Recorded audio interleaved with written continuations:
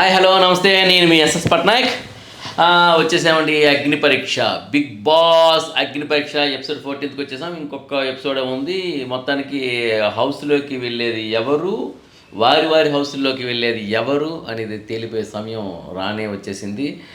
So ఇప్పుడు చాలా ఉత్కంఠభరితంగా ఉంది. అయితే ఈ ఎపిసోడ్లోని ఒక టాస్క్, ఒపీనియన్ టాస్క్ అని పెట్టారు. అది స్ట్రైట్ ఫార్వర్డ్గా ఒపీనియన్ చెప్పేయాలన్నమాట.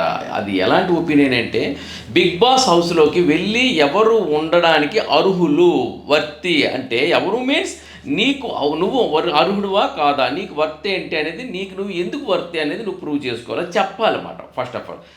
దాంతోపాటు అక్కడ ఉన్న మిగతా 13 అంటే ఇద్దరు వెళ్ళిపోయారు కదా, 15 మందిలో 13 ఉన్నారు కదా, ఆ 13లో ఇప్పుడు నువ్వు ఒకడివి, నేను ఎందుకు వెళ్ళాలి, ఎందుకు ఉండాలి అని చెప్పడానికి. అదేవిధంగా మిగతా 12 మంది ఉన్నారు కదా, ఆ 12 మందిలో అన్వర్తి ఎవరు అనేది సెలెక్ట్ చేసుకుని రప్పించి ఎదురు నిల్చోబెట్టి అతను ఎందుకు అన్వర్తి అని చెప్పాలి. ఆ తర్వాత చెప్పే కోణంలో అవతల వ్యక్తి కరెక్ట్గా డిఫైన్ చేసుకుంటే జడ్జెస్ దృష్టిలో కానీ మన దృష్టిలో కానీ మంచి మార్కులు పడతాయి. అలా కాకుండా వాళ్ళు డిఫైన్ సరిగ్గా చేసుకోలేకపోతే అందులో నేను వర్తి ఇతను అన్వర్తి అని చెప్పే క్యాండిడేటు తప్పు చెప్పినా సరే తను డిఫైన్ చేసుకోకపోవడం కూడాను మైనస్. ఒకవేళ తను తప్పు అయినా సరే కరెక్ట్గా డిఫైన్ చేసుకోగలిగితే తనకు బలం ఉన్నట్టు. సో ఆ విధంగా ఏంటంటే ఇక్కడ ఈ ఎపిసోడ్ ఇలా స్టార్ట్ అయింది. అయితే దీనికి ద మోస్ట్ స్ట్రైట్ ఫార్వర్డ్ పర్సన్గా గుర్తింపు పొందిన హరీష్తో స్టార్ట్ చేశారండి ఈ ఎపిసోడ్ని. శ్రీముఖి హరీష్ని పిలవడం జరిగింది. హరీష్ నిల్చొని తను ఎందుకు వర్తి అంటే, నేను స్ట్రైట్ ఫార్వర్డ్గా ఉంటాను అంటే తన వర్షంలో తను చెప్పాడు. నేను దేవుడిని నేను ఎదిరించగలను, నేను ఒక కాన్సెప్ట్ స్టిక్ ఆన్ అవుతాను అని చెప్పడం జరిగింది. అయితే తను చెప్పే మాటలు వాస్తవం అనిపించేయండి. ఎందుకంటే ఇప్పటివరకు చూసిన ఎపిసోడ్లో హరీష్ అనే వ్యక్తి స్ట్రైట్ ఫార్వర్డ్గా ఉన్నాడు. తను కోపిష్టి అని చెప్పాడు, కానీ తనకు పరిచయం చేసుకున్నప్పుడు కోపం అనేది ఎక్కడ పెద్దగా చూపించలేదు. ఆటని సీరియస్గా తీసుకున్నాడు, అంతే, అది వాస్తవం. ఇంకోటి ఏంటంటే తన మట్టుకు తన ఒక గ్రూపులు కట్టడం అనేది ఎక్కడ కూడాను ప్రత్యేకించి గ్రూపులు కట్టే విధంగా లేదు. ఎవరితోనైనా ఆడడానికి సిద్ధంగా ఉన్నాను, ఎవరితోనైనా పోటీకి సిద్ధంగా ఉన్నాను, ఎవరితోనైనా నేను గ్రూప్ కట్టడానికి సిద్ధంగా ఉన్నాను. దాన్ని బట్టి నేను ప్రయాణం చేస్తున్న విషయం ఇంతవరకు అతనిపై మనకి అర్థమైంది. కాబట్టి డెఫినెట్గా అతను వర్తి అని చెప్పుకోవడంలో తప్పు లేదు. అయితే అన్వర్తి ఎవరు అని అడిగారు. అన్వర్తి అంటే అతను షాకిబ్ అని టక్ అని చెప్పడం జరిగింది. షాకిబ్ వచ్చిన తర్వాత ఎందుకో అన్వర్తి అంటే అతను చెప్పిన ఒక 2 రీజన్స్ చెప్పాడండి. హరీష్ చెప్పిన రీజన్స్ అవి కన్విన్సిబుల్గా ఉన్నాయండి. ఏంటంటే శ్రీతేజ అప్పుడు వచ్చిన కంటెస్టెంట్ అతనితో ఆడేటప్పుడు వ్యాక్సిన్తో వెంట్రుకలు, చెస్ట్ మీద వెంట్రుకలు లాక్కోవడం అనేది ఒకటి ఉంది కదా, ఆ ఎపిసోడ్లో నేను వస్తా అంటే నాగాగా పోటీగా తను రావడం, నాగాతో గొడవ పడడం కూడా, నేను ఎందుకు వెళ్ళకూడదు, నేను వెళ్తానని శ్రీతేజతో కూడా గొడవ పడ్డాడు, నన్ను ఎందుకు పిలవలేదని చెప్పేసి. సో ఆ విధంగా ఏంటంటే షాకప్ని ఏంటంటే శ్రీతేజతో ఆడేటప్పుడు వ్యాక్సిన్ కోసం నేను వస్తానని చెప్పేసి తను శ్రీతేజతో ఫైట్ చేయడం, నాగతో ఫైట్ చేయడం, అదేవిధంగా ఫోన్ పగలగొట్టుకునే ఎపిసోడ్లో మరుక్షణం ఆలోచించకుండా, మారు మాట ఆలోచించకుండా టప్ అని తన ఫోన్ను పగలగొట్టుకున్నాడు. మిగతా వాళ్ళు ఫోన్ పగలగొట్టుకోవాలంటే అంతగా ఇష్టపడలేదు, తను మాత్రం ఫోన్ పగలగొట్టేసుకున్నాడు. సో ఆ విధంగా ఏంటంటే షాకబ్ అక్కడ చూపించిన ఎఫర్ట్స్, అక్కడ చూపించిన ఎంతూజియాజం, అక్కడ చూపించిన ఒక గ్రేస్ ఇక్కడ కనిపించలేదండి అని హరీష్ చెప్పాడు. అది వాస్తవం అనిపించింది. కాకపోతే ఏంటంటే తనేంటంటే ఛాన్స్ రాలేదు, ఆ వచ్చేటప్పుడు నేను నిరూపించుకుంటాను, నాకంటూ ఛాన్స్ కరెక్ట్గా రాలేదని చెప్పేసి తను డిఫైన్ చేసుకున్నాడు. ఆ విషయంలో తను డిఫైన్ చేసుకున్న విషయంలో కొంతవరకు ఓకే అనిపించింది షాకబ్కి. షాకబ్ డిఫైన్ చేసుకునేది. ఆ తర్వాత షాకబ్ ఇమీడియట్గా నిల్చొని తను ఎందుకు ఇక్కడ ఉండాలి అవసరం అంటే, నేను అన్లక్కీ అని నన్ను అందరూ పేరు వేశారు, ముద్ర వేశారు, but I can prove my self, ఇంకా ఎంత లెవెల్కే నేను వెళ్తాను, నేను అంతు చూస్తాను అనే లెవెల్లో తను మాట్లాడాడు. అయితే తను మాట్లాడే విషయంలో మాత్రం వాస్తవం అనిపించిందండి. ఎందుకంటే తను ఆ విధంగా పోటీకి వెళ్తున్నాడు. బట్ అతను అన్నట్టే ఇక్కడ లక్ అన్లక్ అనేది కూడా ఫేవర్ ఒకటి అవుతుంటుంది కదా. సో అన్లక్కీ అనుకోవచ్చు. అన్లక్కీగా అతనికి ఏంటంటే ఒక్కోసారి అతనికి అవకాశం చిక్కట్లేదు, కానీ అతనికి అవకాశం చిక్కితే మాత్రం తను చివరి వరకు వెళ్తామంటాడు. అయితే ఇక్కడ చిన్న కిటికీ ఉంది. ఏంటంటే అది అతను ఆటను కాస్త అర్థం చేసుకోవడంలో వెనకబడుతున్నాడు. అది ఆయన తరకు మైనస్. అయితే ఆయన ఇక్కడ నిల్చోబెట్టి ఆయన వర్త్ ఎందుకు తెలియపరిచాడు కదా, ఆ వర్త్తో పాటు అన్వర్త్ పర్సన్ ఎవరు చెప్పమన్నారు. సో ఇమీడియట్లీ తను ఏం చేశాడంటే మిగతా వాళ్ళు ఎవరు అనుకోకుండా హరీష్ అన్న ఇచ్చి పడేశాడు. అక్కడ క్లియర్గా అర్థమవుతుంది ఏంటంటే హరీష్ అనే వ్యక్తి ముందొచ్చి షాకప్కి ఇతను అన్వర్తి అని ఇప్పుడు ఇచ్చాడు. టిట్ ఫర్ ట్యాట్ లాగా వేరే వాళ్ళకి కాకుండా సేఫ్ గేమ్ ఆడితే బాగుంటుంది అన్నట్టు అనిపించింది. షాకప్ హరీష్కి ఇచ్చేసాడు. హరీష్ అన్వర్తి అండి, ఎందుకంటే హరీష్ వచ్చేసి తను ఎవరితో కలవడని, హరీష్ ఒంటరిగా ఉంటాడని, ఎవరిని ఎంటర్టైన్ చేయలేడని, నేనే కానీ ఆ హౌస్కి వెళ్తే ఎంటర్టైన్ చేస్తాను, హరీష్ వెళ్తే సీరియస్గా ఉంటాడు, ఎవరితో కూడా పెద్దగా పెట్టుకోడు, ఎంటర్టైన్మెంట్ అనేది హరీష్కి రాదని చెప్పేసి చెప్పడం జరిగింది. సో దాంతో అతను ఏమంటే ఎంటర్టైన్మెంట్ నాలో ఒక్క కోణం నువ్వు చూసావు, ఇంకో కోణం ఉంది, నీకు తెలీదు, దాచాం ఉంచాం అని చెప్తూ ఒక మన బాలయ్య బాబు గారి డైలాగ్ కూడా తను చెప్పడం జరిగింది. అందరూ కూడాను ఒకసారిగా ఆనందకరమైన వాతావరణం ఏర్పడింది.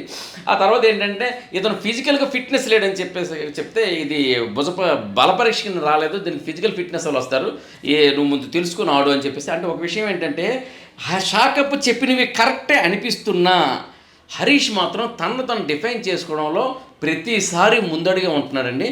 ఇక్కడ కూడా హరీష్ తను డిఫైన్ చేసుకోవడంలో ముందడుగు ఉన్నాడండి. నిజానికి సమయస్ఫూర్తి అనేది చాలా ఎక్కువ ఉంది హరీష్కి మాత్రం. ఆ విషయానికి హరీష్కి హ్యాట్స్ ఆఫ్. సో ఆ విధంగా షాకప్ వచ్చేసి హరీష్ పేరు చెప్పాడని హరీష్ పేరు చెప్పేశాడు, అది క్లియర్ తెలుస్తుంది.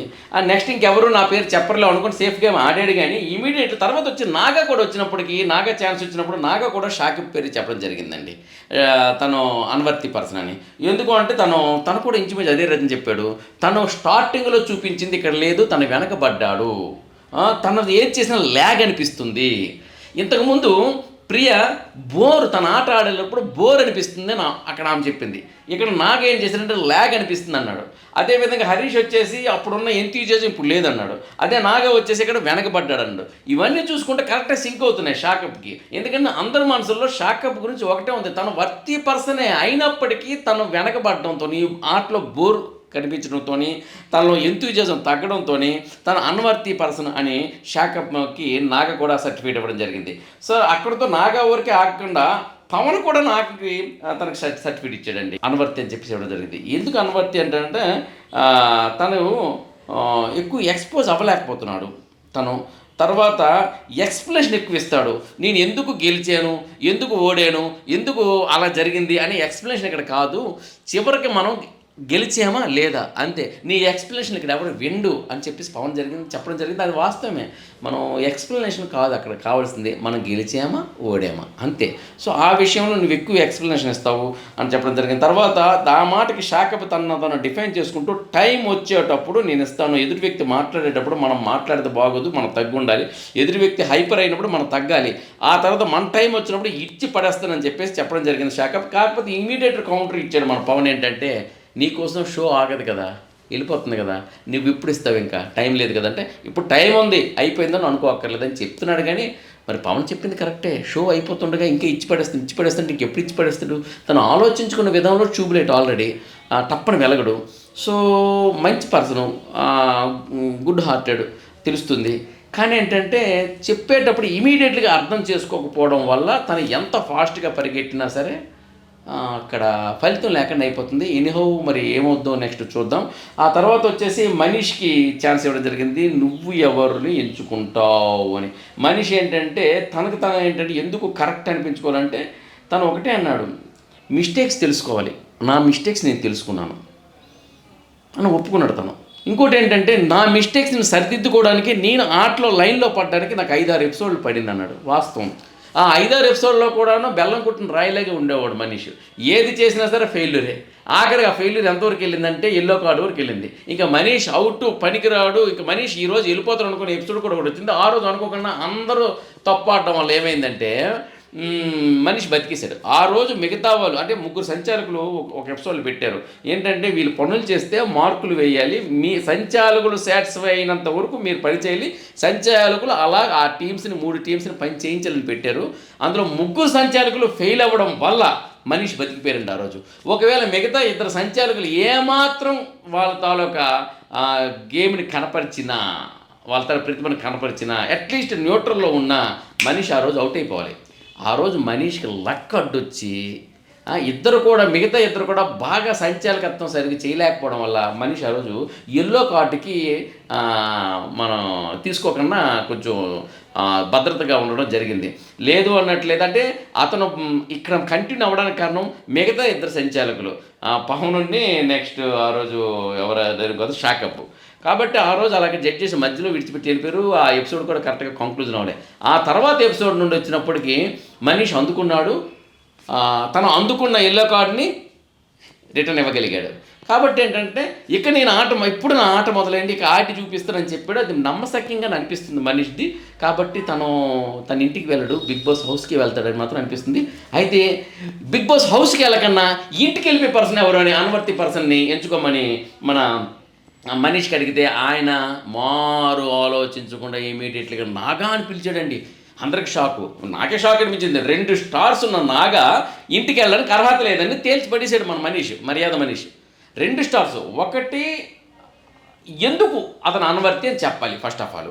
ఆ కోణంలో ఏం చెప్పారంటే అతను ఇండివిజువల్గా గేమ్ ఆడేగా నాకు కనిపించట్లేదు. అంటే అతను ఏంటంటే గ్రూప్తో ఆడుతున్నాడు, గెలుస్తున్నాడు, సంతోషమే. కానీ ఇండివిజువల్గా తన ఒపీనియన్ని కుండ బద్దలు తన ఒపీనియన్ చెప్పే సందర్భాలు లేవు అని చెప్పేసి తను ఇవ్వడం జరిగింది. దానికి నాగా ఒకటే చెప్పారు, నేను హానెస్ట్గా ఉంటాను, అదేవిధంగా నా తప్పుని నేను తెలుసుకుంటున్నాను, కానీ ఎదుటి వ్యక్తులకి నేను డిస్టర్బ్ చేయకుండా నా వల్ల లాభం జరిగిందా నష్టం జరిగింది పక్కన పెడితే మ్యాక్సిమం నష్టం జరగకుండా చూసుకుంటాననే కోణంలో మాట్లాడారు. కానీ ఇక్కడ లాభ నష్టాల కోసం వచ్చింది కాదు ఇక్కడ ఆట.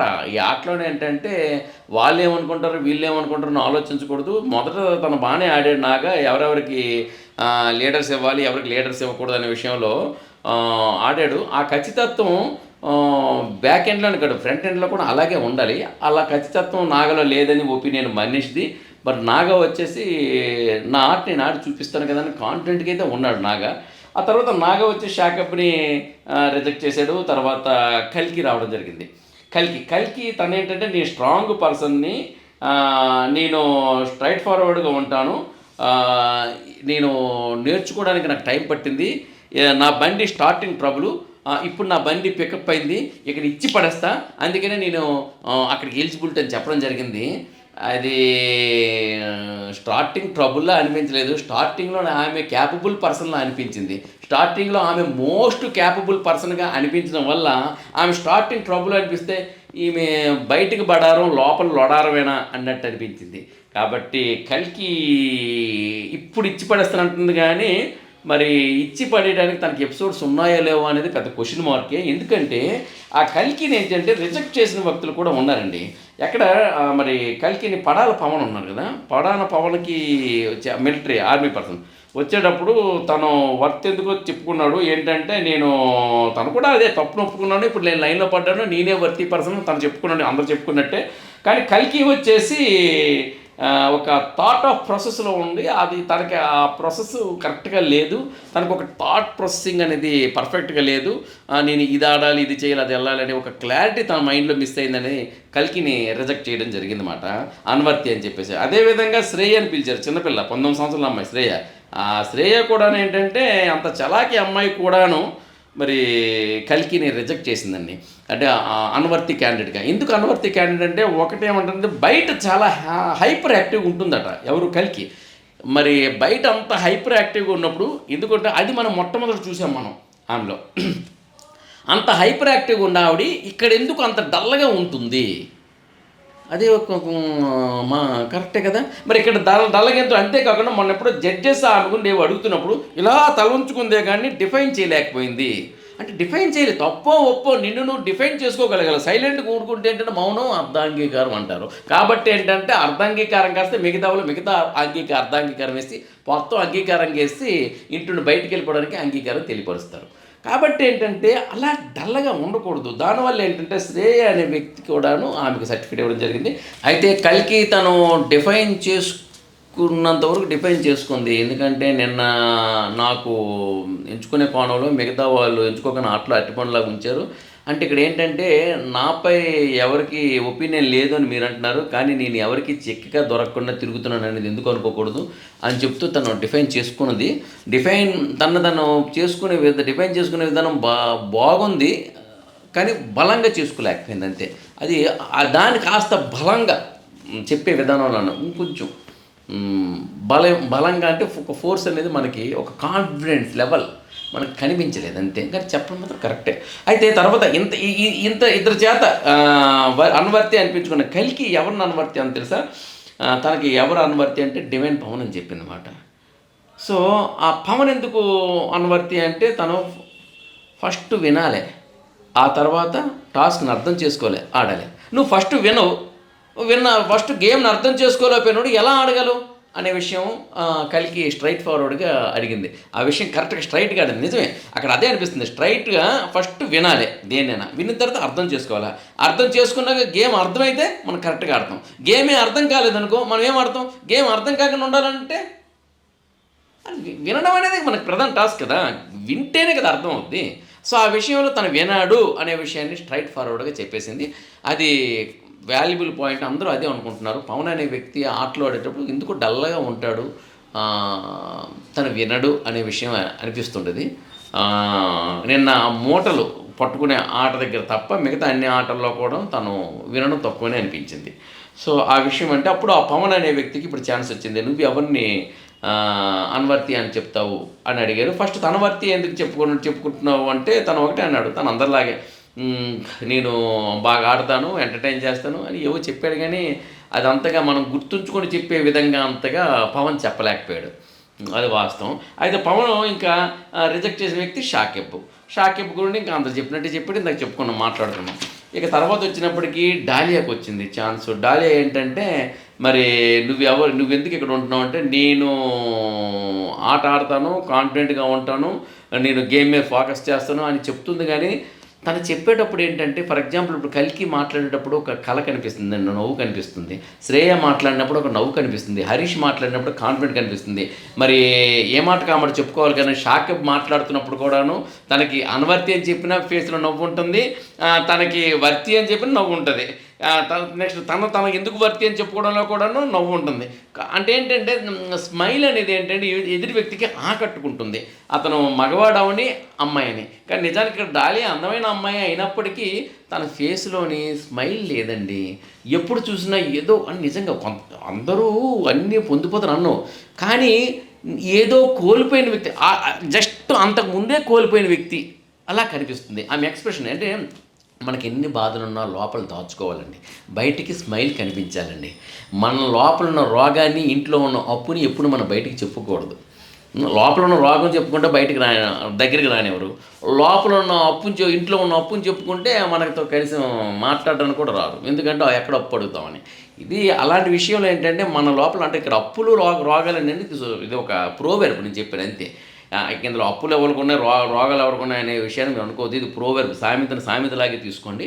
సో ఆ విధంగా ఏంటంటే మన లోపల ఎన్నో కష్టాలు ఉండొచ్చు, ఇంట్లో నష్టాలు ఉండొచ్చు. వాటిని ఏంటంటే అధిగమించి రావడమే గేమ్. అందుకే అంటారు ప్రతిదాన్ని స్పోర్టివ్గా తీసుకోవాలంటారు. స్పోర్టివ్గా అంటే అక్కడ ఉండే వచ్చింది స్పోర్ట్స్, ఇక్కడ వచ్చింది గేమ్స్, స్పోర్ట్స్ కదా. ఇవి చాలా స్పోర్టివ్గా ఉండాలి. మరి ఆమె ఎందుకోనో డల్గా ఉంటుంది డాలియా. మరి ఆమె డల్నెస్ ఎక్కడి వరకు వస్తుంది? అది నెగిటివ్ వైబ్రేషన్స్. ఆమెకు మరి ఎవరు చెప్పారో లేదో తనకు తను అవటం లేదు. కానీ ఎప్పుడు కానీ నెగిటివ్ వైబ్రేషన్స్ ఉండకూడదండి. ఫేస్లో ఎప్పుడూ చిరుమందహాసం ఉండాలన్నమాట. అఫ్కోర్స్ వీళ్ళెవరో మనకు పరిచయం లేరు, మనం చూస్తున్నప్పుడు మన ఒపీనియన్ మనం చెప్తున్నాం. అంతేగాని వాళ్ళంటే మన కోపం, వీళ్ళంటే మనకి మనం ఇప్పుడు నాకైతే హరీష్ అనే వ్యక్తి అయితే ఫస్ట్ ఎపిసోడ్లో విపరీతమైన కోపం వచ్చింది. మరి శ్రీజ దమ్ముదుకు చూస్తే ఇరిటేషన్ కలిగింది. మరి ఈరోజు శ్రీజ దమ్ము నుండి ఇరిటేషన్ నాకు పోయింది, పూర్తిగా జీవం పోయింది. హరీష్ నుండి చూస్తే ఇక్కడ ఏంటంటే అరే ఇతను వర్తి క్యాండిడేట్ కదా అనిపిస్తుంది. ఇది నా ఒక్కడి ఒపీనియన్ కాదండి, నాలా చాలామందికి ఉండే ఒపీనియన్. అంటే ఆట ఆడడానికి కాన్సన్ట్రేషన్ రావాలి, ఒక ఫోకస్ ఉండాలి. నెక్స్ట్ ఇంకోటి ఏంటంటే మనకుండే కష్టాలను మర్చిపోయి నవ్వుతూ ఉండాలి. మరి డాలియా ఫేస్లోనే ఆ నవ్వు కనిపించట్లేదు. తదుపరి ఎపిసోడ్లోనే నా నవ్వు కనిపించాలని కోరుకుంటున్నాను. అయితే ఆమె అన్వర్తి అని ఎవరికి అందంటే హరీష్కి అంది. హరీష్కి ఎందుకంటే బ్యాక్ బీచింగ్ చేస్తాడని, అదేవిధంగా రియాలిటీ అంటాడు. కానీ హీ డజంట్ అంటే రియాలిటీలోని అతను ఉండడు, ఏమడ్డు అని చెప్పేసి, అదేవిధంగా పర్సనల్గా అటాక్ ఇస్తాడు అతనికి చాలామందికి అని చెప్పేసి ఆమంది. మరి నేను మీకు పర్సనల్గా అటాక్ ఇచ్చానా చెప్పండి అంటే ఆమె ఏం చెప్పలేకపోయింది. జడ్జెస్ కూడా అడిగారు, హరీష్ మీకు ఎవరైనా ఎలాగైనా పర్సనల్గా ఏమైనా అటాక్ ఇచ్చారా? నాకైతే ఇవ్వలేదు అన్నారు. అప్పుడు మీకు ఇవ్వకపోతే ఇంకెవరికి ఇచ్చాను చెప్పండి అంటే ఇది స్ట్రైట్ ఫార్వర్డ్ కదా. పలానా వ్యక్తికి నువ్వు అటాక్ చేసావు అని ఖచ్చితంగా చెప్పాలి. ఈ మైండ్లో నువ్వు పర్సనల్గా అటాక్ చేస్తావు అని చెప్పింది కదా, చెప్పేటప్పుడు నేను ఎవరిని చేశాను చెప్పండి అంటే నువ్వు పలానా వ్యక్తిగా పర్సనల్గా అటాక్ చేసావు అని చెప్పేదే ఒపీనియన్ పోల్, స్ట్రైట్ ఫార్వర్డ్. ఆ విధంగా ఏంటంటే తను అటాక్ చేసిన విషయాన్ని చెప్పలేకపోతుంది కానీ అటాక్ చేస్తానని చెప్పింది. సో ఇవన్నీ ఏమవుతాయి ఏంటండి, ఆమె చెప్పింది నిజమే అయినప్పటికీ స్ట్రైట్ ఫార్వర్డ్ లేకపోవడంతో ఏమవుతుందంటే అది అబద్ధంగా మారిపోతుంది. సో ఇలాంటివన్నీ హరీష్కి ఏమైపోయింది తెలుసా, హరీష్లో తప్పు లేకపోలేదు కానీ తనలో ఉన్న కాన్ఫిడెంట్ ఎదుటి వాళ్ళలోని స్ట్రైట్ ఫార్వర్డ్ తక్కువగా ఉండడంతో మోస్ట్ స్ట్రైట్ ఫార్వర్డ్ పర్సన్గా తను అనిపించుకోవడమే కాకుండా డిఫైన్ చేసుకోగలుగుతున్నాడండి. సో అక్కడ ప్లస్గా మారిపోతుంది ఆయనకి ప్రతిది కూడాను. మరి ఈ డాలియాలోని ఎందుకో మరి మైనస్ అయిపోయింది. నెక్స్ట్ ఇంకోటి ఏంటంటే నువ్వు ఎవరి కోసం ఆలోచించు అనుకో, డాలియా చెప్తే ఎవరి కోసం ఆలోచించాలా అంటే నువ్వు ఎదుటి వ్యక్తి కోసం ఆలోచించుకో. నువ్వు ఏదో చెప్తున్నప్పుడు నేను నీ కోసం రాలా, నీ మెప్పు కోసం రాలా, నేను బటర్ పోయడానికి రాలే మీలాగా, నేను ఇక్కడ ఆడడానికి వచ్చాను అంటే నాకు సెకండ్ సీజన్లోని కౌశిక్ మండ నాకు గుర్తొస్తుంటాడు హరీష్ని చూస్తుంటే. ఆయన ఇలాగే ఇక్కడ నేను గోలీకాయలు ఆడడానికి రాలే, బిగ్ బాస్లో గేమ్ ఆడడానికి వచ్చా, కప్పు కొట్టడానికి వచ్చా అనేవాడు. అలాగే కనిపిస్తుంది. ఏమో నెక్స్ట్ ఆయన తర్వాత ఈయన అగ్రెసివ్తోని టాప్ 1 స్థానం అందుకుంటాడేమో నాకు అనిపిస్తుంది. ఎనీహౌ ఎవరైనా ఇందులోనే చక్కగా ఆడి ఎవరు కప్పు అందుకున్నా మనకు ఆనందమే. ఎందుకంటే వాళ్ళందరూ మనకు పర్సనల్గా ఎవరికి పరిచయం లేదు. బట్ అక్కడికి వచ్చి చూస్తున్నాం, వాళ్ళు మన మనసులో దోచుకునే విధంగా వాళ్ళు తయారు చేసుకోవాలి. మరి ఇప్పుడు ఏంటంటే ఆ కోణంలో ఇప్పుడు వచ్చేసి మన మనీష్ రూమ్లోకి వెళ్తాడు అని అనిపిస్తుంది, హరీష్ వెళ్తాడు అనిపిస్తుంది. ఆ విధంగా మిగతా వాళ్ళు శ్రీజ దమ్ము కూడా రూమ్లోకి వెళ్తా అనిపిస్తుంది, దివ్య కూడా వెళ్తుందేమో అనిపిస్తుంది. సో ఇలా కొంతమంది అయితే వెళ్తారనిపిస్తుంది. మిగతా వాళ్ళు ఏంటంటే వెళ్తారా వెళ్ళరా అని పెద్ద క్వశ్చన్ మార్క్గా ఉంది. కాబట్టి ఏంటంటే ఆడియన్కి ఎప్పుడు క్వశ్చన్ మార్క్గా ఉండుకోకూడదు, వీళ్ళు పలానా అని కాన్ఫిడెంట్గా ఉండాలి. అయితే ఇప్పుడు ఏంటంటే ఆట కూడా మొదలైంది. ఆట ఏంటంటే గేమ్ మెగా, అదే ఇప్పుడు చిన్న మైనర్ గేమ్ నుండి మేజర్ గేము. ఈ గేమ్కి వచ్చినప్పుడు అక్కడ మీరు చూస్తే అర్థమవుతుంది, కొన్ని బాక్సులు ఇచ్చారు. ఆ బాక్స్ నుండి పక్క బాక్సుల వాళ్ళకు గేమ్ ఆడాలి. గేమ్ ఆడి అందులోని వాళ్ళని ఓడించి వీళ్ళు గెలవాలి. అప్పుడు ఏంటంటే ఆ పక్క బాక్సెస్ వీళ్ళు కైవసం అయిపోతాయి. అలాగా ఈ మొత్తం ఈ 13 ఉన్నారు కదా, వీళ్ళు బాక్స్ అన్నీ కూడా పక్క బాక్సులు వాళ్ళకి ఆక్రమిస్తే జస్ట్ రాజ్యం ఆక్రమించినట్టు. మొత్తం అన్ని బాక్సులు ఒకరికి అయిపోతే వాళ్ళని అల్టిమేట్ విన్నర్ అని. అందులోనే వచ్చేసి దివ్యతో ఫస్ట్ స్టార్ట్ అయింది. ఎందుకంటే నిన్న మోస్ట్ వాల్యుబుల్ ప్లేయర్ కాబట్టి ఆమె ఎవరిని ఎంచుకుంటాం అంటే ప్రియా అంది. ఎందుకు అంటే తనకి 3 ఆప్షన్స్ ఉన్నాయి, ఇటుపక్క అటుపక్క ఉండేవాళ్ళు. నేను ప్రియాని ఎంచుకుంటాను అంది. ఎందుకంటే ప్రియాతో నేను ఇంతవరకు ఆడలేదు, తనతో అయితే నాకు మంచి టఫ్ కాంపిటీషన్ ఉంటుందని చెప్పడం జరిగింది. అది వాస్తవం. అయితే ఏంటంటే ప్రియా దేన్నైనా గెలిచేస్తుందండి, ఆమె ఏ ఆటను గెలిచేస్తుంది. కానీ దివ్యతో ఆట ఓడిపోయింది ఈరోజు. షాకు. అది చాలామందికి ఏంటంటే ఇది టకాఫోర్గా ఉంది, ఇది మల్టీ స్టార్ పిక్చర్ చూసినట్టు నాకు అనిపిస్తుంది అని అనుకున్నప్పటికీ మరి ప్రియా ఘోరంగా ఓడిపోయింది ఒక టాస్క్లో. సో దివ్య ఆ ప్రియా స్థలాన్ని ఆక్రమించింది. ఆ తర్వాత దివ్య శ్రేయని ఎంచుకుంది. మరి మిగతా వాళ్ళు ఉన్నారు కదా అంటే ఈసారి కొంచెం చిన్నగా ఎంచుకుంటాను అంది. మరి శ్రేయాని ఎంచుకుని శ్రేయాతో ఏంటంటే అక్కడ వాళ్ళకి ఏంటంటే ఒక పజిల్ ఇచ్చారు. అది బిగ్ బాస్ 9 అగ్ని పరీక్ష అని పజిల్. ఆ పజిల్ నేను ముక్కలు ఉంటుంది, మనం చిన్నప్పుడు ఆడుకుంటాం కదా. సో ఆ ముక్కల్ని అలా అతికించి ఆ పజిల్లో అలా రావాలి. అందులో కూడా శ్రీయ చేసేస్తుంది అనుకున్నాను, ఎందుకంటే చిన్నపిల్ల కాబట్టి కొంచెం బాగా తొందరగా చేస్తుంది అనుకున్నాను. కానీ శ్రీయ చేయలేకపోయింది. శ్రీయాని కూడా బీట్అవుట్ చేసి దివ్య గెలిచేసింది. సో శ్రీయ స్థలం కూడా ఆక్రమించింది. అంటే మ్యాక్సిమం స్థలం 3 స్థలాలు, 3 వ్యక్తుల స్థలాలు తనకున్నాయి. ఆ తర్వాత నెక్స్ట్ ఆడతావా అంటే కొంచెం నేను రిలాక్స్ అవుతాను అంది. తర్వాత కూడా చెప్పే ఆన్సర్ కదా, నేను రిలాక్స్ అవుతాను, ఈ లోపల వాళ్ళు కొట్టుకుని ఎవరో ఒకరు సంపాదిస్తారు కదా, అప్పుడు ఆయనతో నేను ఫైట్ చేసాము, మొత్తం స్థలాన్ని ఆక్రమించుకుంటాను అని చెప్పేసి అనడం అది చాలా నిజంగా ఐక్యూ ఉన్న పర్సను మన దివ్య మాత్రం. అప్పుడు బిందు వచ్చి షాకెప్ అని పేరు ఎంచుకోవడం జరిగింది. ఆ షాకెప్ ఏంటంటే టిట్ ఫర్ ట్యాట్. ప్రియా ఎప్పుడైతే నిన్న రిజెక్ట్ చేసిందో అదే ప్రియాని ఎంచుకున్నాడు షాకప్.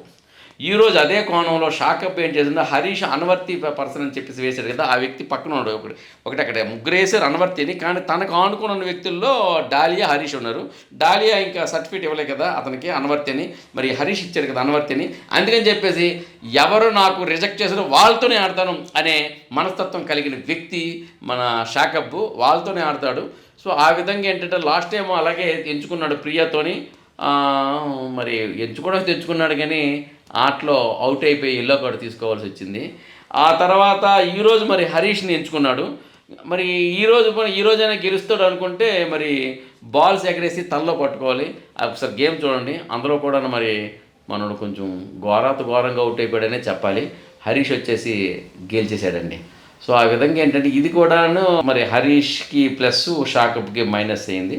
తర్వాత హరీష్ ఇంకెవరితోనూ వాడతామంటే పక్కన కల్కి, డాలియా, నాగ ముగ్గురు ఉన్నారు. నాగతో నేను ఆడతానని చెప్పి ఎంచుకోవడం జరిగింది. ఎందుకంటే హరీష్ షాకప్ స్థలాన్ని ఆక్రమించుకున్నాడు.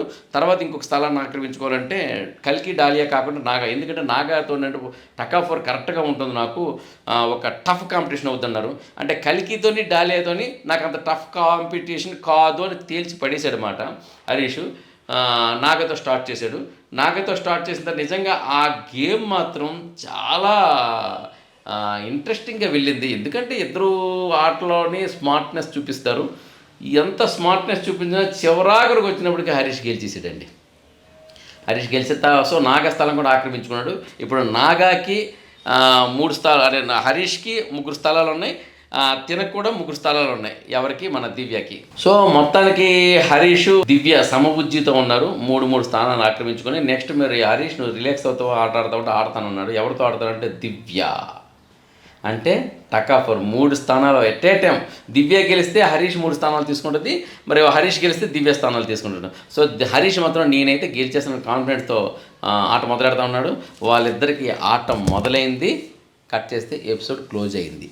ఇది కొనసాగింపు ఈరోజు వస్తుంది. కాబట్టి ఈరోజు వాళ్ళిద్దరిని చూడాలంటే హేమీలు అంటే ఇద్దరు మల్టీ స్టార్ పిక్చర్ చూసేటప్పుడు వాళ్ళిద్దరి మధ్య ఫైటింగ్ ఎలా ఉంటుందో అలా ఉంటుంది అనిపిస్తుందండి. చూద్దాం ఈరోజు ఏం జరుగుతుందో. రేపు బిగ్ బాస్ ఇంటికి ఎవరు వెళ్తారు? మీ ఎస్ఎస్ పట్నాయక్.